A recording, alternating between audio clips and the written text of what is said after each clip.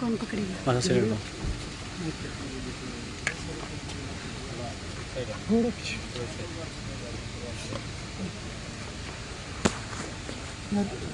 ID down रखो, mic नीचे रखना थोड़ा। आईडी भैया आईडी डाउन करो, आईडी डाउन करो। हाथों थोड़ा डाउन है। कैन भाई मैं पकड़ रहा हूँ।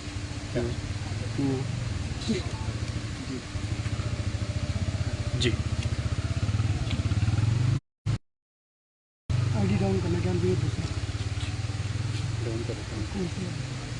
आज पोंटा में विशेष तौर से एक बहुत बड़ा जो हादसा भी हाल ही में हुआ है बरसात के कारण, उस परिवार से मिलने के लिए आया था।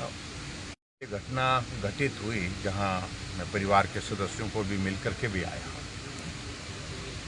तो दिल दहलाने वाली सारी एक परिस्थिति है। और मौके पर जो घर जहां स्थित था वहां पर किस प्रकार से सारा ये मलबा आकर के यहाँ पर फैला और जिसके कारण उन परिवार के सदस्यों की मृत्यु हुई।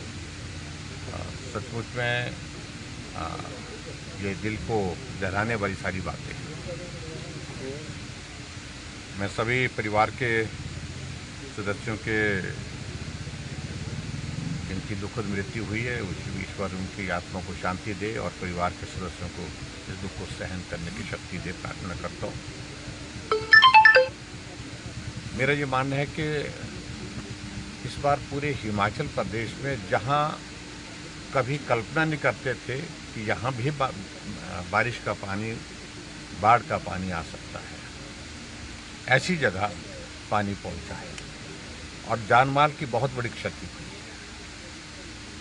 और ये जो परिवार जिनके 5 सदस्य खोए, वो परिवार वाले भी ऐसा मानते थे कि बाकी गांव की तुलना में, दूसरे घरों की तुलना में उनका घर सबसे सुरक्षित स्थान पर था। और जब बारिश तेज हो रही थी और उस बारिश के कारण उनको जब लगा कि इस प्रकार की स्थिति हो सकती है, तो वो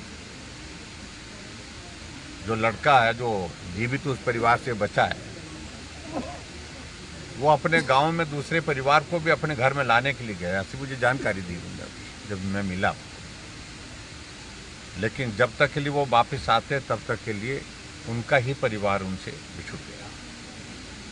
तो स्वाभाविक रूप से ये बहुत दुखद घटना है। सरकार की ओर से प्रयत्न हो रहे हैं कि मदद हो, केंद्र की ओर से हम मदद कर रहे हैं कि प्रदेश को ज़्यादा से ज़्यादा मदद हो। पर ऐसे में मुझे और कुछ नहीं कहना है कि इस हादसे के कारण सचमुच में बहुत सारे पूरे इलाके में, पूरे प्रदेश पर एक दहशत का एक माहौल बना है कि इस बाढ़ और बरसात के कारण जो हालात बन रहे हैं, जहां कल्पना भी नहीं की जा सकती कि यहां पानी पहुंच सकता है, जहां इस प्रकार का हादसा हो सकता है, वहां भी वो जगह भी सुरक्षित नहीं रही है। इस बात को लेकर के चिंता भी है। अब साहब आप भी कह रहे हैं कि सबसे बड़ा हादसा ये हिमाचल प्रदेश में है, लेकिन ना तो कोई कैबिनेट मिनिस्टर अभी तक आया है, ना सीएम साहब खुद आए हैं। ये किस तरह की व्यवस्था आप कहेंगे? देखिए, मुझे मालूम नहीं सरकार की क्या व्यवस्थाएं हैं। मैंने पहले भी इस बात को कई बार जिक्र किया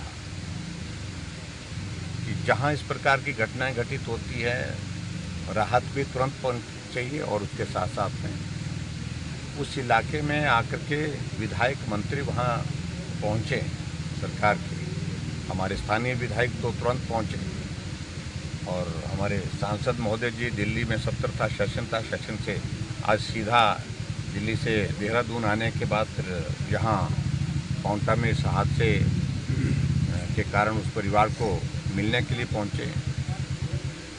मैं प्रदेश से बाहर था और प्रदेश से बाहर होने की वजह से मैं भी आज सीधा चंडीगढ़ एयरपोर्ट पहुँचने के बाद सीधा यहाँ आया हूँ। मेरा इस पर ज़्यादा कुछ कहने का नहीं है, लेकिन सरकार को तुरंत ऐसे हादसों में आकर के दुख भी साझा करना चाहिए और मदद के लिए भी हाथ आगे बढ़ाना। केंद्र और राज्य सरकार के द्वारा जो राहत के लिए जो काम किए जा रहे हैं, आप उससे संतुष्ट हैं? देखिए, केंद्र लगातार मदद कर रहा है। मैंने इस बात को कहा है पहले भी, हिमाचल प्रदेश को राहत के रूप में 364 करोड़ रुपए की 2 किस्तें पहले ही जारी कर चुके हैं और तीसरी किस्त अभी हाल ही में 190 करोड़ रुपए की और जारी कर दी गई। और इसके साथ साथ में CRF का पैसा जो नितिन गडकरी जी हिमाचल प्रदेश के दौरे में आए थे तो उन्होंने भी 400 करोड़ रुपए की घोषणा की है। और 400 करोड़ रुपए की घोषणा का मतलब है वो पैसा तुरंत आएगा ही आएगा, इसमें कोई वजह नहीं बनती है।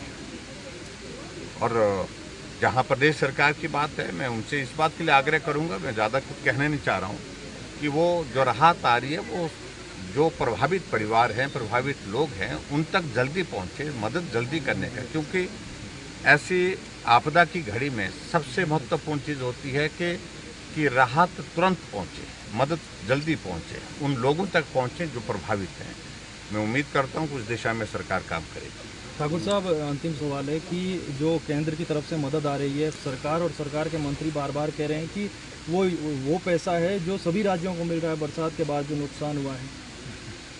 देखिए, ऐसा है कि मुझे लगता है कि अगर उस तरह की बात अगर वो कह रहे हैं, जो पैसा अभी दिसंबर के महीने में आता था वो जुलाई के महीने में उन्होंने दे दिया है, जून के महीने में जारी कर दिया है।